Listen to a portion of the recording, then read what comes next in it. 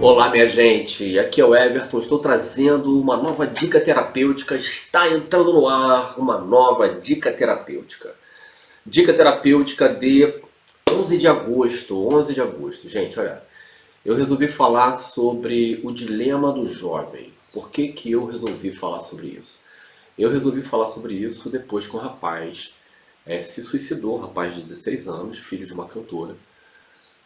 Todo mundo conhece, não precisa aqui ficar falando, né? Tenho meus sentimentos à família, inclusive meus sentimentos a essa mãe, inclusive. E isso traz para a gente a grande questão sobre o tema aqui, que é o dilema dos jovens. O que está acontecendo com os nossos jovens? Na verdade, sempre se faz essa pergunta, né? A juventude ela já vem trazendo um novo, uma nova subjetividade ali. Então ela vai enfrentar o rechaço, né, do status quo adulto ali. Ela vai enfrentar aquele rechaço. Faz parte do processo ali da transição que é sempre desafiadora do velho para o novo. O jovem é o arauto dessa transição. Então todas as gerações, nossa, o que estão acontecendo com os nossos jovens? Toda geração é isso, né? E assim a gente perpetua não só de formas diferentes, mas mais ou menos as mesmas questões, né? Mas também a gente vive aquele dilema daquela música maravilhosa cantada pela Elis, como nossos pais, da gente acabar reproduzindo, né? Entrando no processo de reprodução sistêmica da estrutura social como um todo. Eu resolvi falar sobre isso por conta de mais um suicídio de um jovem que sofreu um cyberbullying. A gente tem uma verdadeira epidemia de suicídio e autolesão entre a nossa juventude. Isso é muito alto, né? O índice disso no Brasil é muito, muito alto. Então isso chama a atenção de todo mundo, está chamando a atenção de todo mundo. Claro que esse jovem está vindo para o mundo, né? Olhar para esse mundo tal como ele está se apresentando é realmente bastante desafiador, mas todas as selvas sempre foram desafiadoras para nós, seres humanos. Essa é mais uma selva aí para a gente enfrentar. Então eu resolvi falar sobre isso motivado por essa situação e para tentar aí fazer com que a gente entenda por que é tão difícil assim encarar e viver a nossa juventude. Então olha só, a gente tem um processo que se chama processo edipiano, que é um processo que constrói a nossa subjetividade. Nós somos construídos nesse processo. Esse processo é o seguinte, é uma dinâmica afetiva que se dá na nossa relação com o pai e com a mãe. E na menina e no menino, esse processo ele se desenvolve de uma forma igual e diferente. É a mesma coisa dos 0 aos 7 anos, né? Você se conecta no gênero oposto, dos 7 aos 14 anos você se conecta no próprio gênero. Então, o menino, né, dos 0 aos 7 anos, ele se conecta no gênero oposto, na mamãe, ele vai lacanianamente rivalizar com o papai. Depois, dos 7 aos 14 anos, ele vai seguir o papai, ele vai procurar esse papai. E aí, aos 14 anos, está se completando esse processo de subjetivação do menino. A mesma coisa se dá na menina, invertendo, mas é o mesmo processo. Ela se conectando no gênero oposto, ela se conecta no papai, dos 0 aos 7 anos. Aí, 7 anos, corte de piano, se conecta na mamãe. Até os 14 anos, se completou o processo de subjetivação da menina. Eu já falei sobre isso aqui uma vez. Algumas vezes, na verdade. Esse tema de processo de piano pode vir falando de outros temas também. Talvez por som de morte, mas com certeza eu já falei sobre processo de piano aqui. Vocês podem dar uma procurada aí lá no YouTube, tá no vídeo. E aí assim, aos 15 anos de idade, então até 0 aos 14, a gente está ali se formatando. O nosso HD está sendo construído subjetivamente, simbolicamente, psicologicamente. Nosso HD, nosso inconsciente está ali, ficou pronto. A partir dali, a partir dos 15 anos, o indivíduo vai viver as suas próprias experiências. É importante que os pais saibam disso. Claro que um menino, uma menina de 15, 16 anos, não está pronto para grandes liberdades ainda não, ainda tem que conquistar muita coisa, mas a gente começa a precisar favorecer esse movimento dos filhos natural de buscar a sociabilidade. né? Porque assim, a partir dos 15 anos, isso vai se completar até os 28 anos, né? A gente tem o processo de construção da individualidade. Esse processo de construção da individualidade vai ter duas etapas, que é o processo, a primeira etapa do processo de construção, que é quando se manifesta ali nossos desejos, nossas pulsões, nossa criatividade, nossos caminhos, 21 anos. E dos 21 aos 28 anos seria o momento de consolidação dessa individualidade. E é por isso também que a gente entende, num certo sentido, que a adolescência está chegando quase, esse processo, vamos chamar isso de adolescência, que inclui a experiência do jovem adulto, mas é um processo de adolescência que chega ali em torno dos 28 anos de idade. Então não é só o fator econômico que está fazendo com que, na verdade, né, os nossos filhos permaneçam mais tempo na casa dos pais. Existe o fator econômico, mas existe o fator subjetivo também. E a psicologia moderna está chegando na psicologia antiga, que fala ali, por exemplo, na astrologia, que é um sistema de psicologia antigo, né? Fala ali no retorno de Saturno, quando é um processo que o indivíduo está pronto para assumir o seu próprio karma. Né? Assumir o seu próprio karma, lidar com o seu dharma, lidar com o seu propósito. Então ali até os 28 anos, na realidade, seria um momento de constituição disso. Né? Aí a partir dos 28 anos, a gente efetivamente estaria entrando na fase adulta, que é a fase sistêmica. A gente pode ter filho, o homem pode ter filho desde o momento que ejacula, a menina desde o momento que menstrua, mas psicologicamente prontos, a partir dos 28 anos de idade, estamos psicologicamente prontos para encarar um sistema, né? E ter uma família, constituir uma família, ter filhos e assim, né? Esse é o movimento da pulsão de vida, gente. Porque é a pulsão de vida que faz com que a gente perpetue a espécie, saca? Isso é muito importante, esse é o movimento da pulsão de vida. A vida quer engendrar vida. Claro que, como o Ferenczi nos aponta ali, a gente tem duas forças importantes, a pulsão de vida e a pulsão de morte. Já falei também sobre a pulsão de morte, que a pulsão de morte se constitui no nosso inconsciente, né? Como um fator de ancestralidade. Por quê? Porque essa construção do sujeito na psicanálise é o processo edipiano, que é causador, que é formador dessa subjetividade. Mas numa perspectiva sistêmica, e a partir dos 15 anos a gente começa a viver os sintomas. A criança, até os 14 anos de idade, ela está sintomatizando pai e mãe, porque esse é o sistema binário que constitui o sujeito. P e M, pai e mamãe. Então, assim, até os 14 anos, a criança está sintomatizando o sintoma do pai e da mãe. A partir dos 15 é ela, sou eu com meus sintomas. Meus sintomas já se tornam sintomas. Mas na perspectiva sistêmica, o processo edipiano também é sintomático. Porque a gente vem ali com o fator epigenético, a gente vem ali com toda a carga da ancestralidade. E aí o processo edipiano já é um sintoma desse fator epigenético. A gente já vem viver aquele processo edipiano específico, já vem lidar com aquela experiência edipiana específica em função do que a gente traz ancestralmente. Nesse momento aí de construção, né, da nossa individualidade, é fundamental a gente trabalhar ali com os nossos jovens a sociabilidade, eles vão naturalmente para esse lugar. Né, é o despertar, né, observar a criatividade dele, observar suas habilidades, interesses naturais, porque é aí que está a sua potência, é aí que está a grande prosperidade. Não vai para a zoninha de conforto, não, vai se ferrar, vai estar infeliz. O que adianta ganhar dinheiro numa coisa que não te nutre? Aí vai estar chegando aos 40 na terapia para chegar nesse ponto, e aí vai ter que, então começa desde já. Não escuta aquilo que fala, o dinheiro vem naturalmente como consequência de você estar exercendo a sua potência criativa. Isso é um axioma da vida, tá bom? Uma máxima, uma lei. Uma outra coisa importante, nessa fase também, olha que transição maravilhosa. Vou chamar de adolescência, nesse ciclo dos 15 aos 28 anos de idade, né? Uma fase de transição da criança para o adulto, uma fase difícil, a grande transição aí que a gente tem.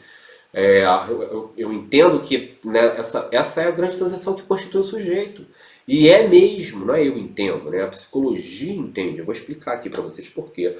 Nessa fase também, são dois elementos muito importantes. Desperta a nossa sexualidade, é quando o sujeito vai em busca da sua consciência erótica, porque a criança não tem consciência erótica. O nosso corpo é um corpo erógeno. A criança tem um corpinho erógeno. Até os 7 aninhos de idade a criancinha é muito experimental. Depois ela entra numa fase de latência. Aí depois, a partir do momento com a menstruação, com a ejaculação, esse momento ali, pré-adolescente, adolescente, né, começa a se despertar a sexualidade. E esse momento é muito, muito importante e ao mesmo tempo muito delicado. Como todos nós sabemos, todos nós tivemos que vivenciar esse processo e muita gente tem suas dificuldades. A outra coisa também, a partir dos 15 anos, eu começo a pensar por mim mesmo, e tipo assim, é eu mesmo. Até os 14 anos a gente tem muita influência do pai e da mãe ali. A partir dos 14 anos essa influência está introjetada. E aí o sujeito começa a pensar por ele mesmo. Então é um momento em que eu vou ter, né, entre aspas, né, o domínio da minha consciência. Nesse momento também é quando a gente olha para os estados alterados de consciência. Por quê? Porque, veja bem, é nessa fase da adolescência, não é à toa que é nessa fase, gente, em que acontecem os maiores casos de surto, entre os 15 e os 28 anos de idade. A maioria das pessoas que surtam entre esse período. Por quê? Porque tornar-se adulto é tornar-se neurótico. A gente tem 3 grandes estruturas psicológicas: neurose, psicose e perversão, e psicopatia. Né? A gente tem um presidente meio que nessa categoria aí. Na neurose, a gente entuba as regras sociais. Os pais estão ali ensinando as regras sociais, depois vem a sociedade, oprime a gente com aquela coisa toda. Então a gente, o neurótico ele vai, né, entubar as regras.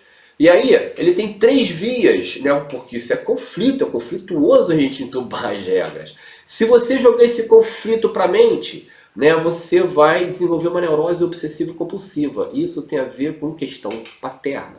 Se você joga esse conflito da neurose para fora, você vai desenvolver um lado fóbico, conflito com o pai. Se você joga para o seu corpo, você vive o padrão de neurose histérica. Então você somatiza conflito com a mãe. Na psicose, você nega a regra social, você cria o teu mundo, você é um louco. Esse não pode, se ele comete um crime, ele é um psicótico, ele não vai preso numa prisão, ele vai para um manicômio judiciário. É manicômio, esse é o louco.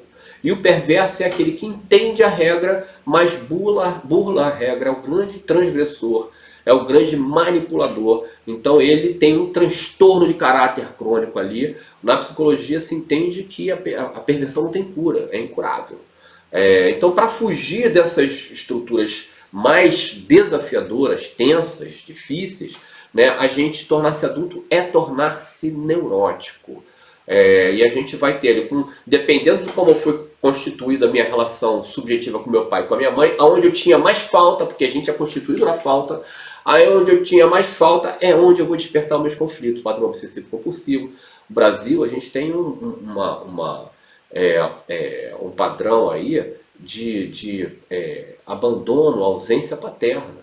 Então, o padrão obsessivo é o império do padrão obsessivo compulsivo. Isso é o Brasil. Então, eu falei aqui que esse momento de transição até os 28 anos, que eu estou chamando de adolescência, é a transição da infância, que é o quê? Lúdica, inconsciente. A criança brinca e assim ela aprende. E o mundo adulto, que é o mundo que a gente tem consciência, que a gente busca consciência, o adulto trabalha. Esse lúdico da criança, né, o adulto é aquele que trabalha, ele está entubando as regras sociais. Eu sou adulto, tem que trabalhar, sou adulto, tem que trabalhar. Né? Estou entubando as regras, estou entubando as regras. Aí, para onde vai a brincadeira? A brincadeira vira, né, a gente desloca, transforma o lúdico em gozo, né, e busca, né, transforma em gozo e busca, né, montar um sistema de compensação, porque a gente precisa temperar a realidade com o prazer. Entra o sexo, a sexualidade também entra aí, mas não só aí. Não só o sexo, não só a sexualidade. É aí que entram também todas as experimentações das drogas. É aí que entra aquele momento em que eu controlo a minha consciência, eu vou buscar minhas compensações. E todo mundo usa uma droga, todo mundo toma um remedinho. Né? Claro que a gente deve buscar as compensações saudáveis, mas a gente está vivendo também uma transição muito importante em relação a essa temática das drogas. Primeiro é entendê-la como um fenômeno, como um fator de saúde coletiva. Em segundo lugar, né, cada sociedade elege com base nos seus conhecimentos, na sua tradição, ela elege aquilo ali que ela torna lícito e torna ilícito. Mas tem uma coisa que é básica, que é o elemento da saúde. Então, a gente está no momento de rever essa questão das drogas, isso é muito importante para os nossos jovens. Porque hoje em dia, cada vez mais, são muitas drogas que tem aí à disposição do jovem. Estão à disposição nas drogarias, estão à disposição nos jardins públicos. Então, assim, a gente precisa. O jovem não é um idiota, o jovem não está aí para ser oprimido, o jovem não está aí para não ser ouvido. O jovem precisa ser ouvido, precisa ser entendido para a gente ter uma condição dialógica real com os nossos filhos, com os nossos jovens. E veja bem, esse tema das drogas é fundamental, porque é a partir dos 15 anos que eu sou dono da minha cabeça, sou dono da minha cabeça, minha sentença. Se falava assim na minha época, Rio de Janeiro. Né? Tem aquela perversão malandra de Rio de Janeiro nessas coisas também, mas é isso, é você lidando com o seu pensamento. Então isso tem que ser conversado, isso tem que ser entendido. A gente libera um jovem para fazer o uso do álcool, sendo o álcool uma droga pesadíssima, e tem uma coisa assim indiscriminada em relação a isso. Sem contar outras, se o próprio álcool não é discutido, e talvez seja, junto com o cigarro, a principal droga lícita, né, que os jovens especialmente têm aí acesso, se não há discussão, existem questões em relação a essas drogas que são lícitas, imagina em relação a algumas ilícitas, que tem muita coisa que a gente precisa rever. Inclusive, os psicodélicos são a medicação do futuro em termos de saúde mental. Isso até o Greg News já falou, grande Greg, pô, parabéns Greg, amo você, viu?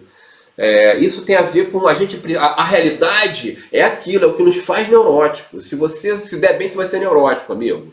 Entendeu? Isso é a nossa relação com a realidade. Constituído ali por papai e mamãe, por aquele PIM, entendeu? Mas, como eu falei para vocês, isso não é só o fator edipiano, tem uma visão sistêmica na jogada que diz que isso é ancestral, é a ancestralidade que forja o nosso inconsciente e está por trás dos fatores epigenéticos. E o papai e a mamãe são os elementos subjetivos fundamentais dessa conformação.